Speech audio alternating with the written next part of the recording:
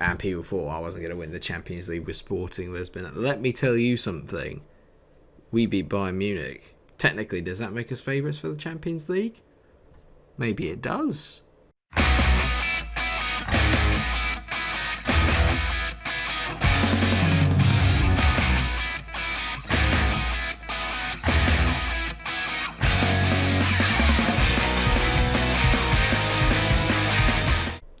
I genuinely can't believe it. Look at that. Away in Munich, 3-1 we won. It wasn't just a nicked 1-0 either. We did just as much as well in the XG as they did. We played just as well as they did.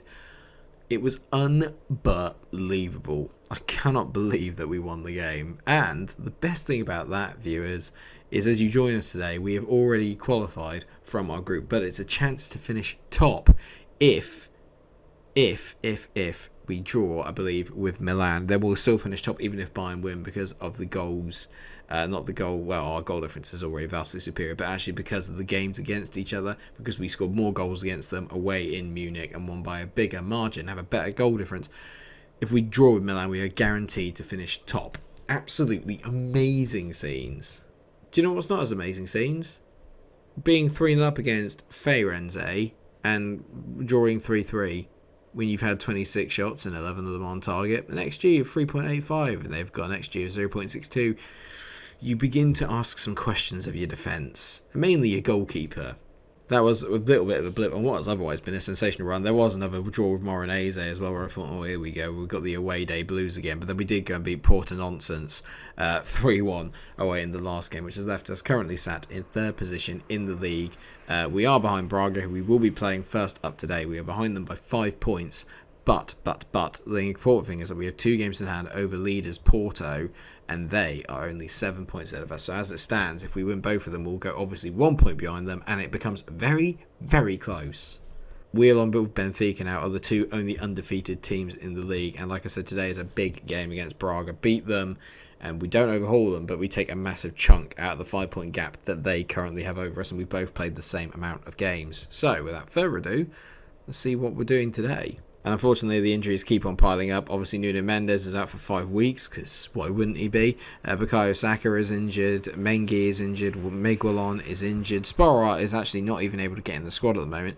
Nuno Santos is unhappy with my treatment of Jovan Cabral, which I find baffling. But it's hard for me to take Pedro Nuno or Martinelli out at the moment. So Nuno Santos is going to have to settle for a place on the bench, which I never thought I'd be able to say.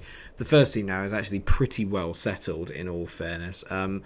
A lot of people have been saying that I should be playing Quaresma, and I do agree with that because he is excellent. But the other thing with that is, though, is that Sistana has come in and he's done so well at the back, along with Yeamon. I'm finding it a little bit difficult to take him out at the moment. We have conceded a few recently, so what I'm going to do is I am going to take out Sistana and I am going to bring Quaresma in by popular demand. Don't ever say I don't listen to you guys. So he's going to be partnering up with Yeamon at the back. If you wonder what was cracking, that was my knee. Ow. So, in goal then, Farines is in goal. Venuti is playing at left back while Mendes is injured. Yeamon, Quaresma and Porro make up the rest of the back four. Then you've got Polina, Ugarte and Goncalves. You can tell they're very, very strong partnerships in the middle of the pitch. To keep Alex out, who was our signing of the season last year, that's pretty impressive. Martinelli obviously is in scintillating form. He's out on the left. He's our top goal scorer. But only had a Patrick Cutrone, who also leads the line today ahead of Sparrow, who's not quite been at it this year. Nuno's on the right. Troy Parrott, I might add, has also taken Sparrow's place on the bench. He is recently off of a hat-trick that he scored in the Cup game. So very, very happy with the way that he is going. We're still undefeated this season overall. Very, very pleased. The one game that we did lose was against Bayern Munich, I think, when we were at home in the start of the Champions League. Other than that, we've been flawless, except for the draws away from home. But this game is at home, so it's all up here, lads. It's all up here. As long as we keep Andre Horta quiet, we'll be fine. My record against Braga isn't brilliant, but it's also not terrible. We smashed them in the cup competition, but in the league, we are still yet to beat them under my reign. So today, I'm hoping that that will do. I hope you like the colour selection I've gone for today as well. It's a very colourful palette. This isn't a fashion show, Mike. This is Football Manager. Right, okay, come on then. This is going to be a big, big result if we can get a win here. I expect to win, really, at home. I know they're playing well, but we are in very, very good form as well. And we've got decent players now. There's no real excuse for us to not be able to beat Braga. Plus, they're one of the teams that we need to make sure that we beat as Martinelli scores but it is disallowed. What I meant by it, we have to beat everyone, but what I mean is that they're a top big rival. Last year we didn't really turn up against the big rivals unless it was at home, and unfortunately by the time we did, it was all a little bit too little too late, where it didn't really matter. Can't have that again this year. It needs to be at these moments where the title can be defined. It's time to step up to the streets. That's a good reference. I like that. I don't think anyone got my reference yesterday. It was Gone in 60 Seconds with Nicolas Cage. Let's ride! Such a bad film, and yet so good. Basically, it's Nicolas Cage in a nutshell. Yeah, first half's gone by. Not a lot's really happened. I'm a little bit disappointed. I'm going to say I'm not happy with what I've seen so far, and I think I might be time for a change. I'm going to take Paulinho off because he's not at his best game, and I'm going to make a little bit of a change here to the shape. So what's going to happen is that Nuno Santos isn't going to play there. Nuno is actually going to play as a shadow striker in by Cutrone, and then we're going to get Nuno Santos out on that right-hand side, playing as the inverted winger, which is the role he really prefers. It's going to be good to have him back. We've missed him for a little bit. He started off the season like a house on fire. Hopefully he'll be able to continue that form up. Whenever they have a free kick in this area, it's always a little bit concerning as Ryan Gold there plays the ball back. They're passing around well here at Braga. We've got a nice condensed shape, yeah. You can tell that we're not too far away from each other, but it's nothing stopping them from getting a good ball over the top, and Farinez makes a good save. He's obviously the one real big change that I've had recently, is that Maximiano, good as he's been, I mean, it just wasn't good enough. The 3 goals that we conceded against Firenze, you can tell that it wasn't good enough. The XG tells you that. They shouldn't have been scoring those goals, and he wasn't particularly very impressive during that game at all. Well, it wouldn't be me if we weren't on camera and didn't get some sort of nonsense bloody injury. Joke. Well, Troy Parrott's going to come on. He's going to go up front with Cutrone. Yeah. It wouldn't be me if we weren't on camera and one of my players didn't get flipping injured. It's a joke. How many episodes running is that now? 3 episodes running where I've had a bad injury to a really good player of mine? Fuming. Nuno Santos, I mean, what? I brought you on to make a difference, mate. He's just smacked the ball along there with no real thought as to where it's going at all. There's a difference between trying to turn the defence and literally just playing an aimless pass. Porro's done brilliant there to win the ball back. Quaresma, who's been very decent today, as I'm sure you lot will be telling me. Agate on the ball. Nice ball to Martinelli. Go on, mate. Drift inside. He's going to go for it. Give away the pen. Go on, Martinelli. Gets through. Hits it. Troy Parrott scored! Yes! It's brilliant for Martinelli. He's absolutely committed to the defender. It's brilliant play. And Troy Parrott out of absolutely... Where is my hand going? Troy Parrott out of absolutely nowhere just taps this in. It's a poor... I don't want to say it's a poor save, to be fair, but you can't be spilling it back out into your 6-yard box. That's not good enough from their goalkeeper, and we take a very, very important lead. Agate is knackered. He's coming off, and Alex is going to come on. Very rare that Agate doesn't have a particularly good game. And to be fair, that move actually started with him, so I think it's a little bit harsh for them to be giving him a 6.3. You can tell Martinelli is quite tired, and it's a difficult call about whether I play the first team against Milan or not, because if I'm honest... Obviously, we don't need to win the game to go through, but we are definitely going to get beaten if I play the second team. Oof, that was so damn close. We're obviously going to get beaten if we play the second team. So what do I prioritise? Ryan Gold whips the ball in. Guillamon heads it clear. I'm getting the feeling we're probably going to concede a few here. I was hoping that maybe if we stuck to the 4-4-2, we might just be able to beat them here just with a second on the counter. That's a good header away. We might still get that goal if Parrott and Cutrone take. Cutrone's on the ball. Cutrone hits it. It's a decent save by Dimitrovic. I mean, you're not really going to score from that angle unless you absolutely leather that, and he didn't. As it stands, our defence is holding firm as it tends to in these games. 6 minutes of added on time. Where's that come from? I can just see the Braga guy over the corner just dishing out some dollar there. Just have some euros. There you go, mate. Doesn't matter though in the end. Troy Parrott comes on to get probably the biggest goal of the season so far. Genius. I'm going to claim it as a master tactician substitution, but magic. That's exactly what we needed. Nuno's only out for 2 weeks, so it's not the end of the world, but it's still not exactly ideal, is it? Let's be fair. Best thing now, though, is that we've narrowed that gap to Braga down to only 2 points and still actually maintained our distance away from Benfica. If you look a little bit further down here, they've actually only played 10 games so far. 1-5, drawn 5, still unbeaten. 8 points behind us, but have 2 games in hand. So they're obviously in the question. The top 4 is so close. As you can tell, Benfica just making up for that there and winning 4-1 against Guimarães quite comfortably. They're always the dark horses to watch out for. Apparently, Sean Dyche is after Quaresma. If Burnley could afford him, then go for it, mate. But I really, really doubt that. I think what we're going to have to do then is I'm going to have to play the second team in this Milan game, which isn't brilliant. But then hopefully the thing is that they won't particularly be playing their first team either, because what have they got to do? What have they got to win? They can't get through. I think they've already qualified for the Europa League. So there's no real reason for them to play their first team. So maybe we'll get away with it. I'm not really 100% sure.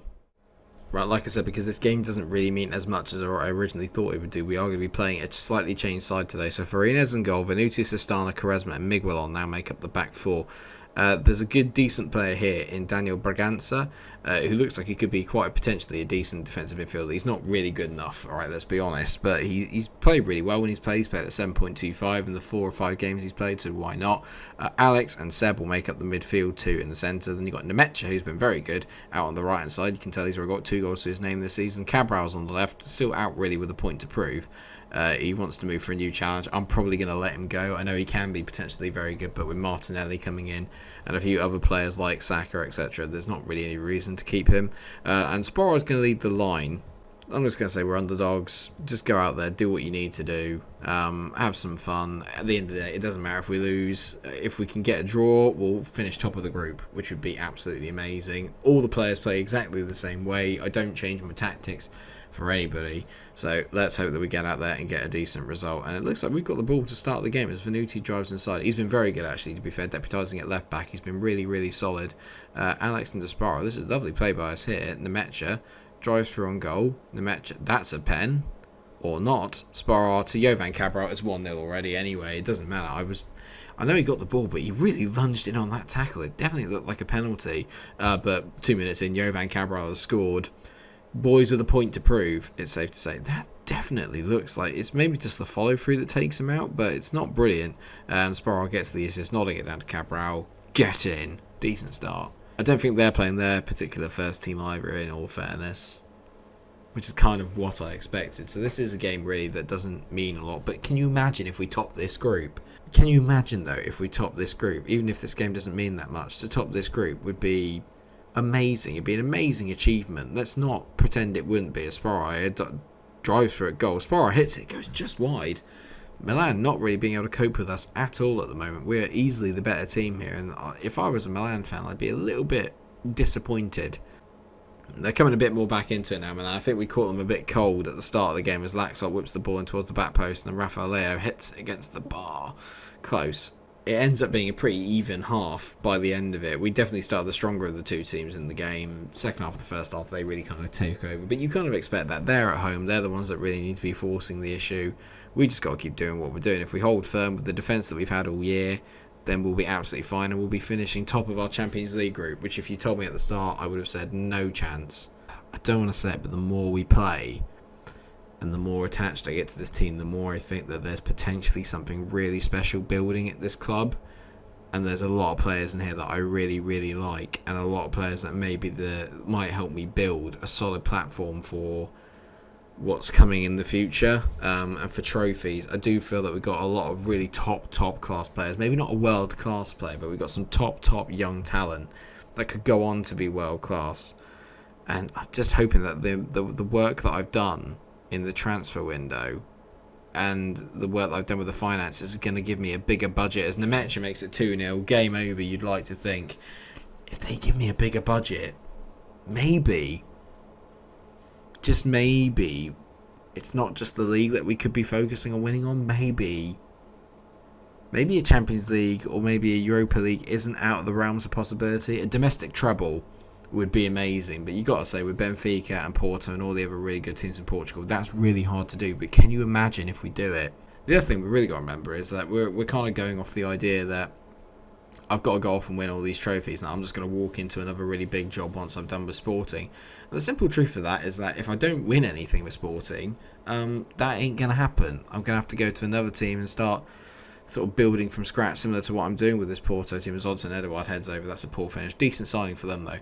But I'm not just going to walk into a Man City job, a Liverpool job, a Chelsea, a United, although United would definitely take a lot of work because they're a mid-table team. But it would take a lot of work. Do you know what I mean? I don't want to have one of those. How have they missed that? Odson Edouard's missed a sitter there. But how am I going to get into one of those jobs if I don't win anything here at Sporting? This first job is arguably the hardest and the most important job I'm going to have the whole way through this series, because if I don't do well here, it puts me in really poor stead going forward into all the following seasons. Alex over the ball, tees it to Jovan Cabral. He's just wide. I thought that was going in. Ultimately, a 2-0 win. We top our Champions League group. A group of Milan, Shakhtar, Bayern Munich, Sporting Lisbon. Sporting Lisbon top of the group. Mind blown. Mind absolutely blown. Deschamps, we took Sporting for granted. Don't do that, mate. Don't be doing that. A lot of teams seem to be doing that. I suppose the other big question then is, who are we going to get in the first knockout round of the Champions League, and how far can we go in the competition? The draw, unfortunately, isn't until the 13th, which is after the Benfica game. So I am tempted to... I tell you what I'll do. I'll play the Benfica game off of camera, then we'll come back for the draw, because I want to see and I want to share who we get with you guys, because it's exciting, isn't it? Let's not lie, it is. Oh my god. I know I haven't got my glasses on, but I think Porto have lost. Hang on a second. Oh my god, they have. I'll tell you what, because the game now against Benfica has become so important, and I'm running out of time during this episode, we'll do a special one-off episode tomorrow where we just take on Benfica, because that game now takes massive significance. It's the two only unbeaten teams in the league. If we win, we will go 1 point behind Porto with a game in hand. Braga are currently playing Maritimo as well. This could be massive. Should we see if... is the Braga game going to be over by the time I play? Braga won 3-0. Okay, so Braga have overhauled Porto, but we've obviously shown we can beat them. This table could get very condensed very quickly. You're not going to want to miss the next episode, that much is for sure. Look how close it is now. Things are getting a little bit exciting. I'm getting excited. This is shaping up to be very, very good, but we need to get a good result against Benfica. It is imperative. But will we get it? Find out next time on the next exciting episode of of Matching Mourinho. That takes me back to my childhood. Who didn't love Dragon Ball Z? I loved Dragon Ball Z. It was so good. Anyway, thanks so much for watching this episode of Matching Mourinho. Sorry to leave you on the cliffhanger, but obviously next time then we can have the away game against Benfica and the draw for the Champions League first knockout rounds. How well have we done to get through our Champions League group? Let me know what you think. What the hell happened to Bayern Munich, and more importantly to AC Milan, who didn't really put up any fight whatsoever? Are we dark horses? Let me know what you think down in the comment section, and while you're there, why not drop a like on the video if you have enjoyed it, and at the same time please do like, share and subscribe so you can get more of this content and more of my very average face every day here on the channel. I hope that you've enjoyed it. Take care of yourselves, everyone. Until I see you again, stay cool. Massive game. Massive.